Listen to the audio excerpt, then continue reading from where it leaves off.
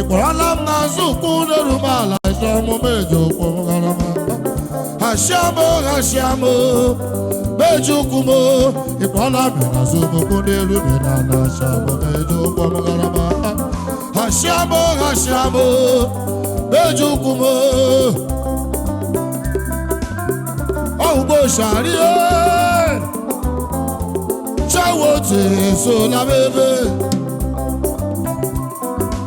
Yama mela la gole mela Adamu kana gugebu ma Chinyere doma ne ma biado Sister Chinyere doma wanyo ma Shama mela de kelela Amagiri mada ejela beji la gebu egu Shama mela de horoge nanya ande marana eji meji ge bono Agare la ge mada we yobo la ge begi Ahoroge na damwere were ishiga koya ala eko arara ya ja Shama melody akala ya kewe shoku Ugochinyere pano Bikorola mina zuku nerumala Shamo mejo pomgarama kai Hashamo kai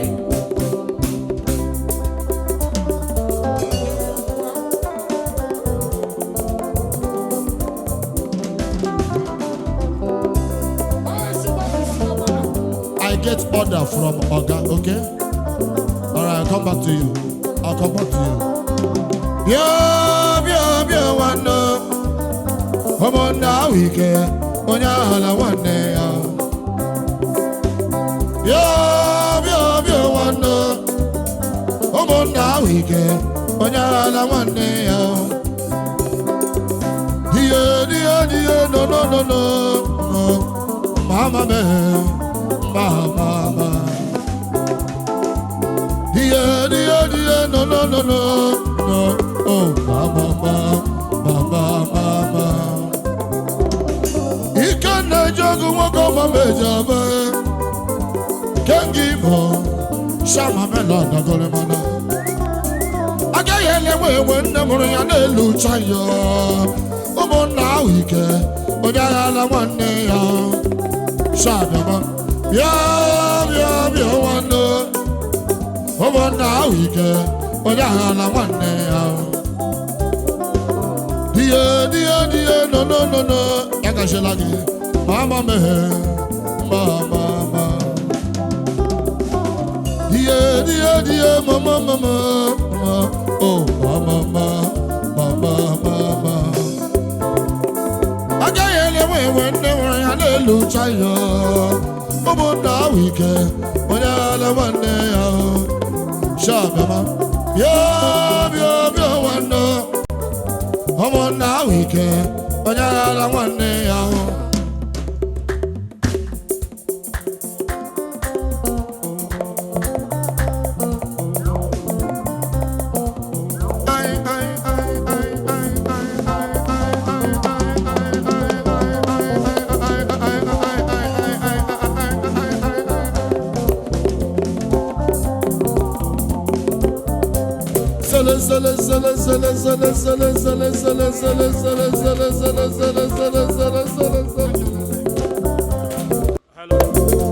Shama melody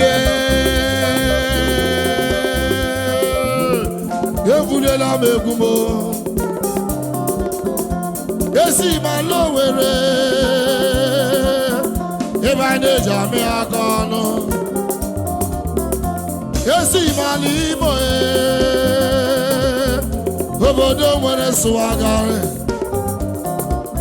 Obodo anojeje mbaye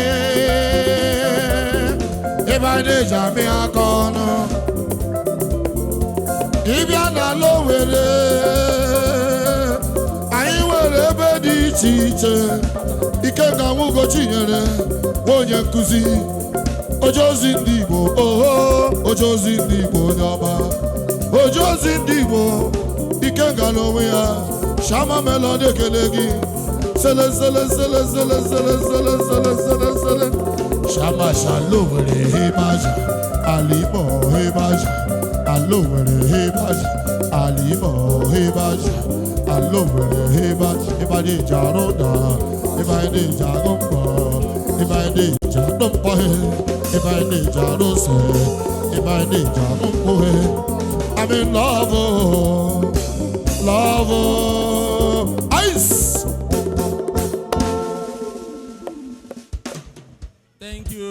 Shama Melody. Thank you so much. Let me thank Brother Felix Ndukwe, who opened the evening for us. Thank you so much. Despite some of the issues you have, you still made it all the way from Abia to spend the evening with us. Thank you so much. And I thank Shama Melody and the people that have performed before now, and those that are going to perform, especially our great sister and minister, Ugochinyere Udoma. We can't wait to hear your legendary voice. And my sister Mercy, and Choma Jesus, and other people who will perform tonight.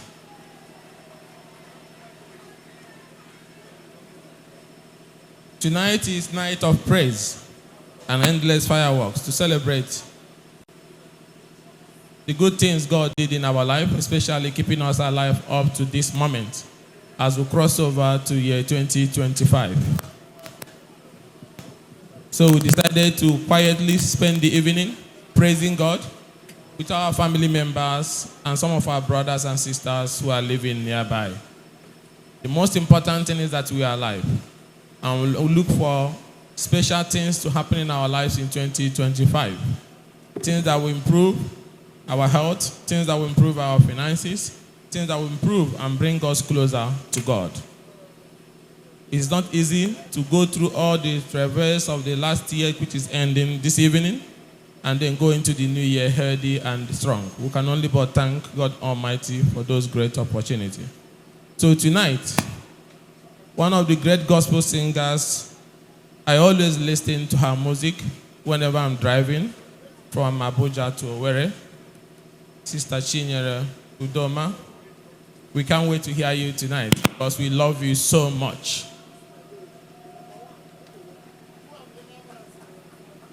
On behalf of our people, we welcome you to Akokwa, the city of light. Thank you so much for coming to spend the evening with us. Umunnem, I ga na-ekele Chineke na-enye ya otuto n'ihi na ihe o mere na ndụ anyị erika. And going forward in year 2025, we believe strongly that the afflictions of 2025, 2024 will not follow us inside.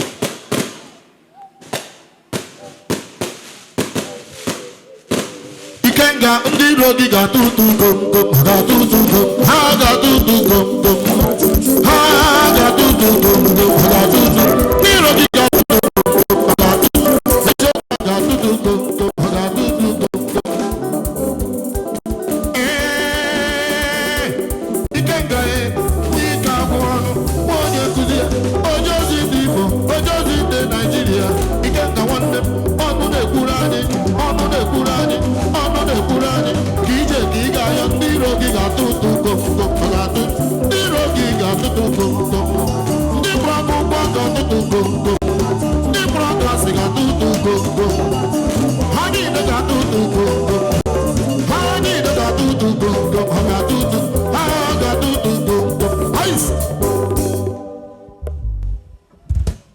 So, now for 2025, got dry better carry 2024 n'aha Jesus. Ngeme me carry ndị nke mmebre me n'aha Jesus. Na 2025 ka anyị ga-find the path to ihe ọma ndị anyị na-achọ n'aha Jesus. Tekelela m ụmụnne m niile kene obodo anyị aka ọkwa n'ala Ideato n'ala Imo State. Kelekwa our leaders ndị nke anyị ha nọ na mgbede taa. Ma Chief Tony Ezenna onye nke hosturu ndị be anyị na mgbede a ebe anyị gara. Kenekwa leaders anyị niile dị iche iche. Kenekwa Honorable Peter Anyekwe onye nke bịara ịnọnyere anyị n'abalị a. Kenekwa ndị pati IPOB anyị na ha nọ kamgbe taa. Kenekwa ezi ọya anyị Chima Amadi onye nke si Umekwu Nengo Ọkpala bịa nọnyere anyị n'ụbọchị taa. Ndị niile anyị na ha nọ kamgbe taa na kamgbe yesterday. Anyị na-asị Chineke nna ga-agba unu meso dubata anyị niile na 2025 n'aha Jesus Christ onye nwe anyị. And more importantly, aga m ekelekwa ndị GDF anyị na ndị Ikenga babes anyị.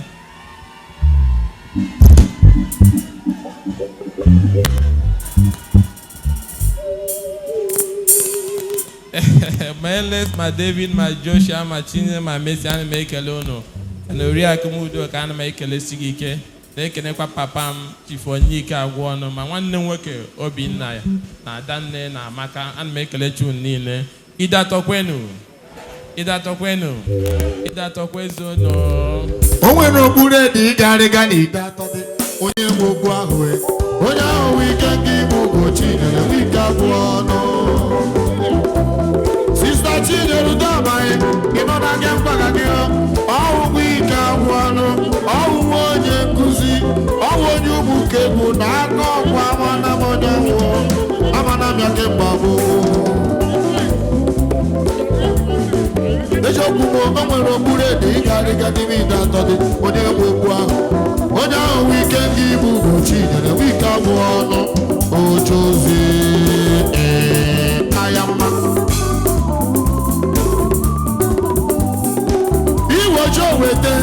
Iwojo wete ịnụ ịshatụ gị chubu iri anyị ga-eti ga-eti. I have no regret at all associating with you. I have no regret. I'm so proud of you.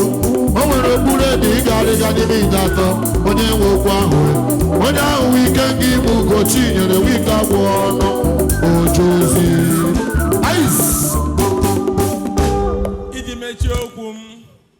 Iji mechie okwu m, in conclusion, anyị ga-ekpekwe n'abalị a yọọ Chineke Nna ka onye kwere ndị enyi anyị niile dị iche iche aka na steeti ndị enyi anyị niile dị iche iche aka ka ha na-enwe udo. Ọkachasị Rivers State, where we are wishing our very good friend and brother and leader, Governor Tinubu, Happy New Year in advance. And we pray that God will ensure that those pharaohs and those people who want to steal what does not belong to them, they do not succeed in year 2025. And that he will succeed and complete his first term and seek re-election when the time comes in a landslide victory. In our heart, Jesus. And for our PDP that is facing crisis because of some political criminals who have taken over the opposition and sold it to the ruling party, we pray that come 2025, we will not see the likes of Damago and Samuel Anyanwu again in PDP. Now, heart Jesus. Ekelela Mono, with your kind permission, I will beg my sister, Sister Chinyere Udoma, to come and give us that voice that we are long. Ladies and gentlemen, at this point in time, permit me to welcome to stage the woman of the moment, the great musical maestro, the great gospel music Amazon, our own sister in the Lord, very big in spirit and in physical, the great sister Chinyere Udoma. Thank you and welcome on stage.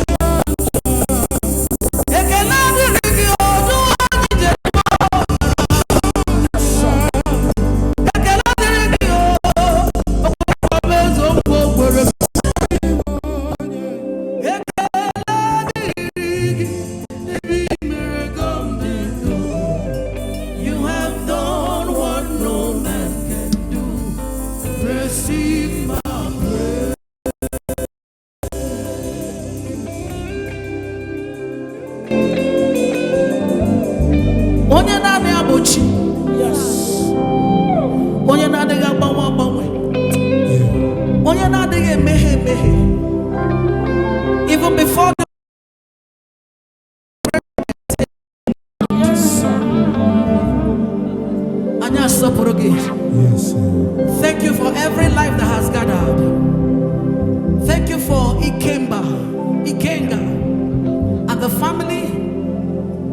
for everyone represented. Lord, we've come to say thank you for 2024. We just want to say thank you for all you've done and what you are about to do. We have come to appreciate you. And if you are alive here, seated here, under the influence of my voice, stand on your feet. Those in the mortuary, they couldn't do this tonight because they couldn't make it. But you are strong. You are here. You are breathing. You have eaten. You are well and hearty. Can you just wave your hands to Jesus?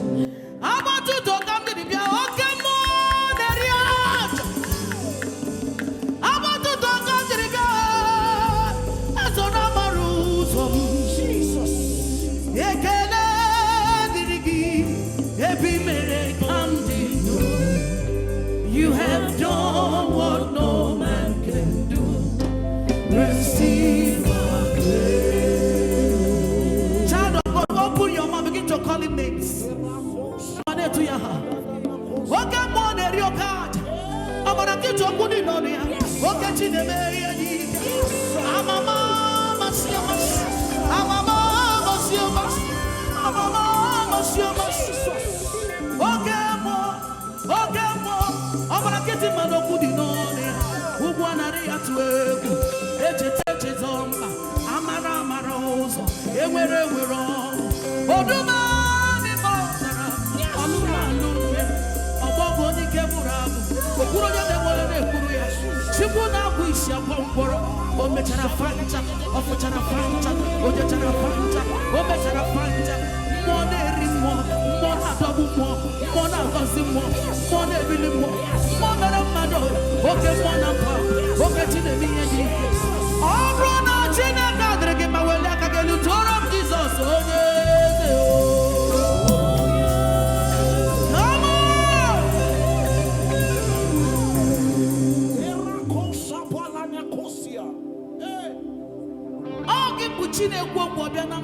Yes. The Igbos call you Chiuku. The Englishman call you Big God. The Yorubas call you nnamdikanu. Beside you and before you there was no other. You live it and reign it forever.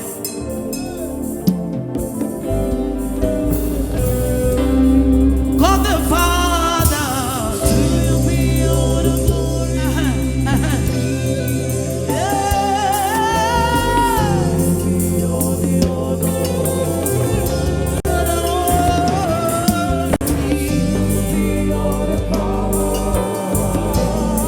You are worthy.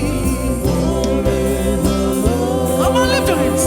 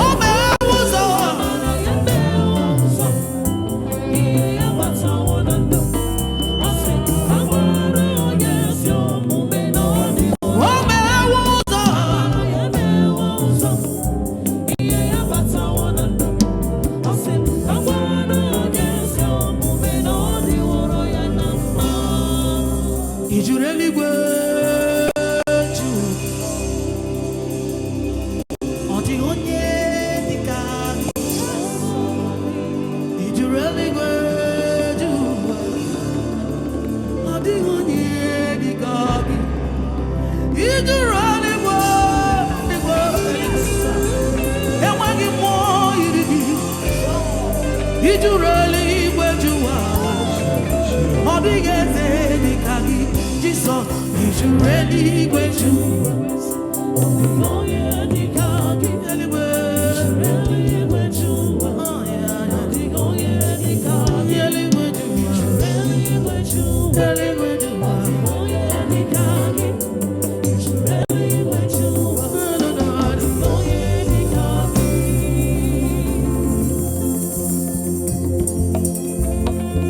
How many of you are ready to praise God tonight? Do you have your handkerchiefs with you? Do you have your handkerchiefs with you? How many of you are ready for 2025? Ikenga, are you ready for 2025? Somebody shout, I am there already. Yeah, I can't hear you. Can somebody that is there say, I am there already? I need you to go to 5,000 persons. Ask that person, say, are you ready for 2025?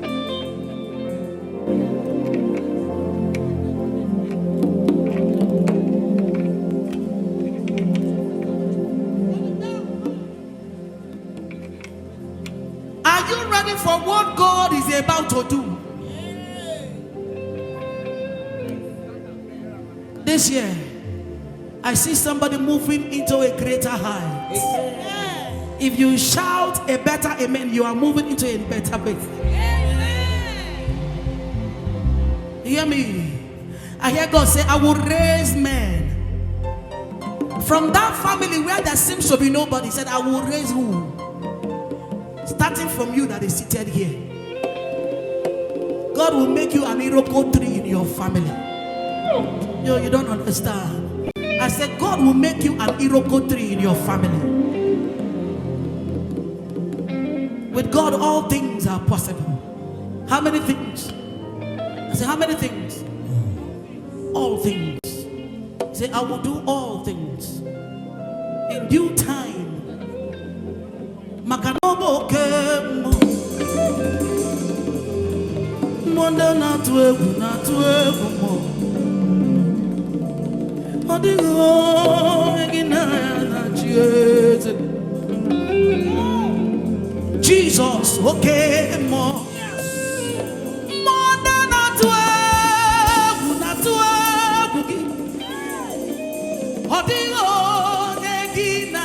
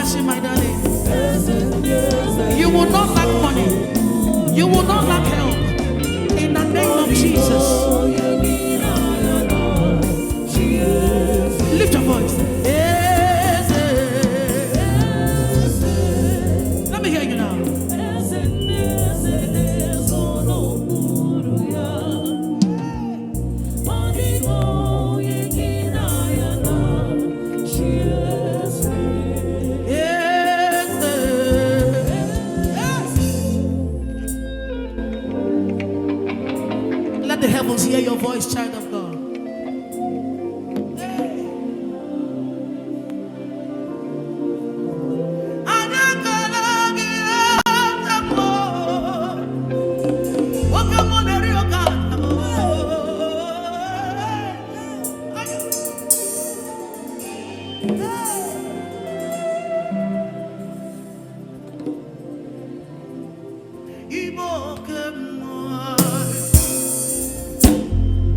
see that okay more in your family.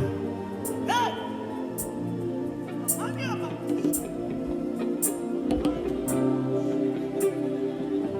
Somebody lift your voice and shout, Jesus!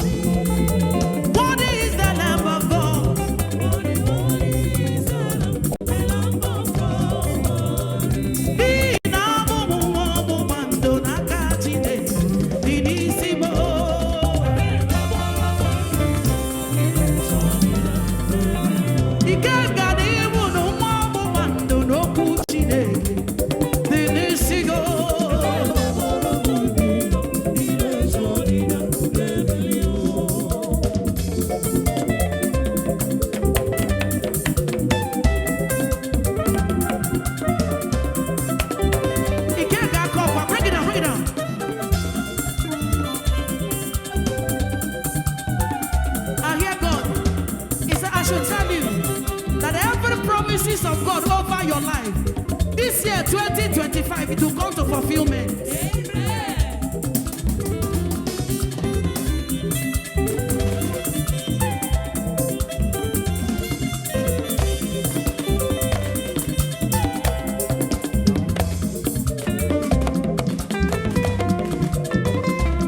Ikenga, Jehovah said, I should tell you, every promise over your life, the year 2025, it will come to fulfillment.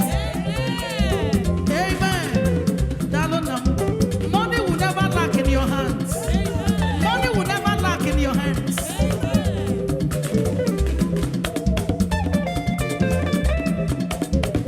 Come, bring them back. Bring them back. Come back.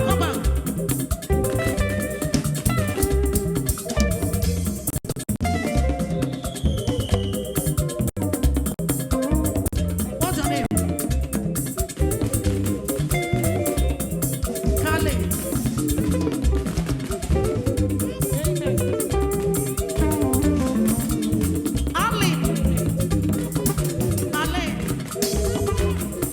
You will grow older than your father.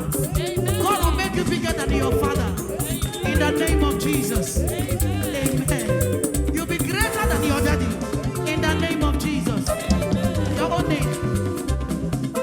David. Every grown-up on your way is dead already in the name of Jesus. Come. You will not struggle. You will not suffer. God will make every crooked ways straight in the name of Jesus. You will dine in high places. God will make you greater than your daddy in the name of Jesus. Amen.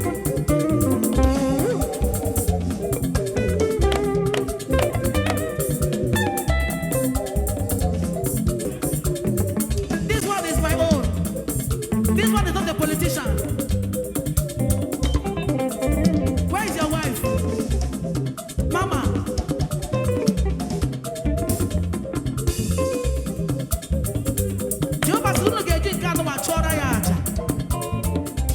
Joshua, you know you're a man of God. You love to be a man of God. That's great. God bless you, my dear. The oil of God over your life will not go dry. Amen. No man will terminate your destiny. Amen. Nothing will terminate your future. Amen. In the name of Jesus. Amen. Every mistake of the past is cancelled. Amen. You will skyrocket. You will live long. You will fulfill destiny. In the name of Jesus. Lift your hand like that and shout, Amen. So shall it be. Mama, God bless you. God prosper you. Preserve you. Provide for you. Nobody will take your seats.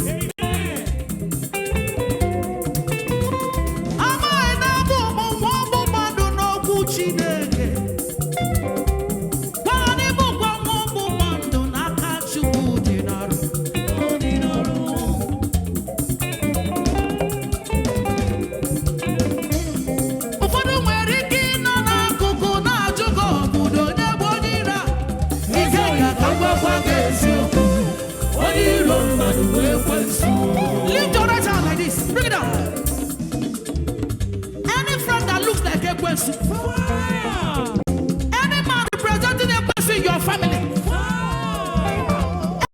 The glory of Holy Ghost.